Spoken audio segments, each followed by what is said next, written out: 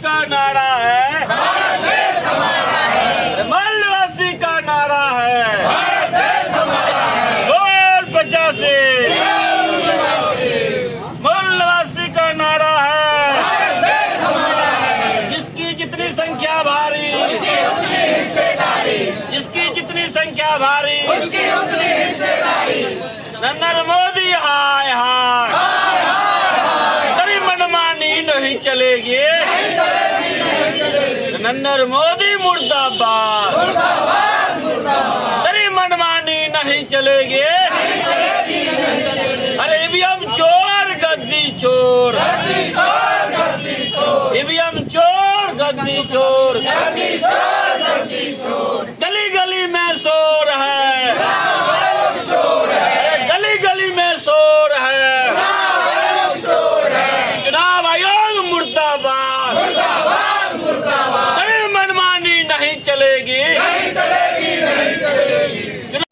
बहुजन क्रांति मोर्चा के बैनर तले आज जो है बेगूसराय समाहरणालय हड़ताली चौक पर धरना दिया गया है। लगातार हर जगह बीजेपी के खिलाफ धरना चल रहा है और मैं दिखाने का प्रयास करूंगा। यहाँ लिखा हुआ राष्ट्रीय पिछड़ा वर्ग ओबीसी मोर्चा, यानी कहा जा रहा है कि बीजेपी हर किसी गणना कर रही है, आखिर पिछड़े वर्ग की गणना क्यों नहीं कर रही है। और भी तमाम सवाल हैं, ईवीएम लेकर भी जो है लगातार जो है आवाज़ बुलंद की जा रही है।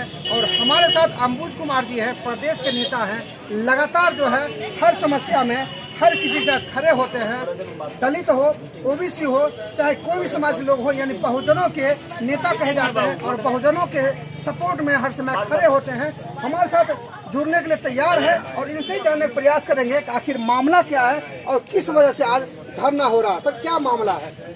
पहला बात, मैं आपको मीडिया बंधु को धन्यवाद के पात्र हैं जो हमारी आवाज़, बजौना निवासी की आवाज़ आम जनता तक पहुंचाने का काम करते हैं। इसलिए मैं शुक्रिया अदा करता हूं। राष्ट्रीय पिछड़ा वर्ग मोर्चा के माध्यम से राष्ट्रव्यापी कार्यक्रम है जो 4 चरणों में है। आपको ज्ञात मैं जानकारी देना चाहता हूं। तो चरणबद्ध पहला था राष्ट्रपति को ज्ञापन देना, दूसरा था धरना देना, तीसरा होगा धरना प्रदर्शन रैली होगा, भारत बंद की तैयारी चल रही है। मूल कारण है कि हमारे देश में आज़ादी के 70 साल 75 साल बीत चुकी है। बीतने के बावजूद भी सरकार पेड़ पौधा गिनती करती है, जानवर की गिनती करती है, लेकिन पिछड़े वर्ग की गिनती नहीं करती। नरेंद्र मोदी बोलता मैं पिछड़ा के नेता हूँ, मैं चाय बेचने का बेटा हूँ, कहा सबका साथ सबका विकास, और सबका साथ सबका विकास कैसे हो सकता है? उसकी तो गिनती तो होनी चाहिए अनुपात में, तब तो सबका विकास होनी चाहिए। लेकिन बोलने के वो नारे हाथ का जो चलाने का जो तरीका है, बोलता सबका साथ सबका विकास, हाथ ऊपर होती है। अब ऐसे लोगों का विकास इसकी होती है। इसका मतलब हमारा साथ लिया, विकास किसी और को किया। तो मनुवादी के षड्यंत्र के द्वारा नरेंद्र मोदी भारत का प्रधानमंत्री नहीं है, बल्कि वो पिछड़े वर्ग के साथ दलाली करने का काम कर रहा और आरएसएस के द्वारा ये देश चलाई जा रही है। इसलिए आरएस प्लानिंग के तहत नरेंद्र मोदी के द्वारा उनको जानकारी है, अगर पिछड़ा वर्ग की संख्या पता चल जाए देश में तो कोरहाम मच सकती है। इस कोरहाम को कैसे रोका जाए, तो नई मुद्दा उत्पन्न करो, धार्मिक हिंदू मुसलमान बनाओ, मुसलमान भाई हिंदू बनाओ, क्रिश्चियन भाई बुद्धिस्ट बनाओ, ऐसे लड़ाई लड़ाओ ताकि मुद्दा उलझे रहे, पिछड़ा वर्ग की गिनती नहीं हो। ये समस्या दिनों दिन बढ़ती जा रही है। लेकिन वर्तमान में अभी राष्ट्रीय पिछड़ा वर्ग मोर्चा के द्वारा विकास चंद्र पटेल के द्वारा जो क्रमबद्ध तरीके से जो अभी परिवर्तन यात्रा चला रही है के मुद्दा पर, गिनती के मुद्दा पर, तो भारत बल्कि ये बिहार सरकार के द्वारा जाति जनगणना हो रही है, परंतु क्या ये सेंट्रल गवर्नमेंट इसकी मान्यता देगी? नहीं दे पाएगी, क्योंकि ये बिहार सरकार के अंतर्गत मामला होती है। आइए जनसंख्या बल्कि बिहार में पिछड़ा वर्ग की नहीं बल्कि देश के आम लोगों की संख्या है। इसलिए जानबूझकर सरकार नीतीश कुमार वो यहाँ के आम जनों को, पिछड़ा वर्गों को लुभाने के लिए गिनती करके यह प्रावधान कर लिया, दिखाने के लिए हमने गिनती कर लिया, लेकिन मान्यता नहीं मिलेगी। जब तक ये सेंटर के रोस्टर में ये रजिस्टर नहीं होगा तब तक मान्यता नहीं मिलेगी। इसलिए नीतीश कुमार को उसकी मजबूरी हो सकती है, तेजस्वी की मजबूरी हो सकती है, हमारी मजबूरी नहीं है, पिछड़े वर्ग की मजबूरी नहीं है। हम उनको दबाव बनाना चाहिए केंद्र सरकार पर। जब 17 को संसद है, विधायक है, हरस है, अगर वो चाहेगा सरकार गिरा कर पिछड़ा वर्ग जो जीत गया है, सरकार गिरा सकता है, गिराने के बाद गिनती करवा सकता है। लेकिन ये मामला चल रहा है, गुजपुचिया मामला चल रहा है, ये लोग दिखाने के लिए रहा है। इसलिए हमें विश्वास न हमारे नीतीश कुमार पर ना हो रहा है तेजस्वी यादव पर। तो कॉलम भरपाई मुझे पसंद नहीं है। वास्तविक जो जमीनी स्तर की बात है वो स्पष्ट करें कि हम गिनती कर रहे हैं, क्या सरकार के द्वारा मान्यता दिलाई है या नहीं दिलाई। इसीलिए हम भारत के 663 जिला में क्रमबद्ध तरीके से कार्यक्रम हम लोग चला रहे हैं, धरना प्रदर्शन कर रहे हैं।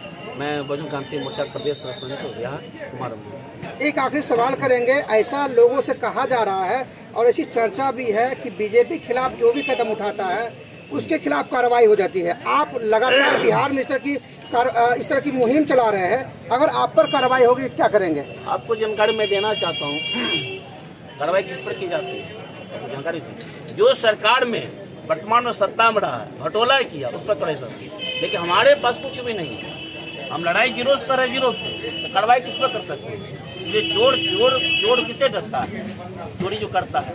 पहला मैडम माननीय प्रधानमंत्री से मैं कहना चाहता हूँ, सबसे ज्यादा भ्रष्टाचार अगर है तो बीजेपी में, दूसरा कांग्रेस में। क्षत्रिय दल क्या पावर होती है? क्षत्रिय दल रहती है। लेकिन ये क्रमबद्ध तरीके से इसलिए डराने के तरीका है कि ताकि सीबीआई इनकम टैक्स के माध्यम से अगर इशारा हम करते हैं, डर से लोग चुप रहे, हम जो कहते वो सुने।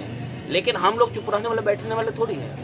तब हमें इसलिए पहले मैं आपको बताया कि तेजस्वी की मजबूरी हो सकती है, नीतीश की मजबूरी हो सकती है, उपेंद्र कुशवाहा की मजबूरी हो सकती है, चिराग की मजबूरी हो सकती है, आम जनता की मजबूरी थोड़ी है। फिर आम जनता के बीच ही आएगा। तो ये इसलिए देश में अभी व्यापक रूप से ईवीएम के मुद्दा सबसे सारे बीमारी का मूलतः जड़ है ईवीएम मशीन। अगर ईवीएम मशीन के माध्यम से अगर चुनाव होना बंद हो जाए तो हम गारंटी देता हूँ बीजेपी की नस्ल नाबूद हो जाएगी, एक सीट बचाने लायक नहीं बनेगी, बचा पाएगी। अभी सुप्रीम कोर्ट का आदेश दबाव दिया गया, तो कॉन्फ्रेंस हुआ है, तो उत्तर प्रदेश वर्तमान में निकाय चुनाव बैलेट पेपर होगी। आपको ये पता, मैं बता देना चाहता, जैसे बैलेट पेपर चुनाव होगी बीजेपी जीरो हो जाएगी। इसीलिए उसको डर है, जैसे बैलेट पेपर चुनाव होगा देश भर में बीजेपी और कांग्रेस की स्थिति दयनीय हो जाएगी, फिर बहुजन की सरकार आने लगेगी, हम कहीं नहीं रहेंगे। इसलिए वो मजबूरी उसकी है कि ईवीएम मशीन नहीं हटाना। इसलिए हम लोग ईवीएम मशीन मेरा मूलतः है, जो हम एग्जाम्पल देता हूँ, हम यहाँ बैठे यहाँ से मेल विदेश कर सकते हैं, आपके यहाँ सूचना दे सकते हैं, न्यूज बना के भेज सकते हैं, इलेक्ट्रॉनिक मीडिया है। ईवीएम कोई बड़ी बात बैठे, एक जिला में बैठे हम कंट्रोल कर सकते हैं, यहाँ से बैठे सैटेलाइट हम सेटलमेंट कर सकते हैं, आपका मोबाइल हम कंट्रोल कर सकते हैं, हाईजैक कर सकते हैं। क्या ईवीएम मशीन कोई बड़ी बात? एटीएम से बैठे बैठे साइबर क्राइम रुपया लोग अकाउंट गायब कर लेता है। ईवीएम मशीन कंट्रोल करने कितना देरी लगेगा? इसलिए लोगों को बेवकूफ़ बनाने के लिए ईवीएम मशीन लाई गई है। और मूलतः सारी समस्या का जड़ है कि जब तक ईवीएम मशीन नहीं हटेगा तब तक हमारा बहुजन मूल्य समाज का समस्या समाधान होने वाला है ही नहीं। तो ये थे हमारे साथ अंबुज कुमार जी, इन्होंने साफ तौर कहा है कि हर हाल में जो 4 दिवसीय प्रोग्राम इन्होंने सेट किया है, खास करके जो ओबीसी को लेकर जो लगातार चर्चा चल रही है, उसको लेकर ईवीएम को लेकर भी लगातार चर्चा चल रही है कि ईवीएम से जो चुनाव होता है उसमें हर तरह से धांधली होता है। ऐसा मैं नहीं कह रहा हूँ, बल्कि जो है बहुजन क्रांति मोर्चा के अंबुज कुमार जी वो कह रहे हैं। अब देखना यही होगा कि 4 दिवसीय इस कार्यक्रम से कितना सपोर्ट मिलती है जनता को, बीजेपी क्या करती है, बीजेपी आखिर इन लोगों की बातों को सुनती है या नहीं सुनती है, या अपना मनमानी करते। चूँकि एक तरफ लगातार ये कहा जा रहा है कि सबका साथ सबका विकास और 2024 में भी आएगी बीजेपी की सरकार, तो वहीं लगातार जो बिहार में चर्चा चल रही है कि बीजेपी का सुखराव साफ होगा। अब ये तो 24 का चुनाव बताएगा, और इन लोगों का जो 4 दिवसीय धरना चलेगा, प्रोग्राम होगा, भारत बंद होगा, बिहार बंद होगा, वो कितना कारगर साबित होता है। इन सबों को जानकारी लेने के लिए बने रहिए हमारे चैनल साथ, तक मैं आपको देश दुनिया की तमाम खबरों से रूबरू करवाता रहूँ। कैमरामैन विक्रम कुमार साथ मैं संजय कुमार लेता हूँ आप सबों से विदा। देखते रहिए SBN न्यूज़, बातें जन जन की।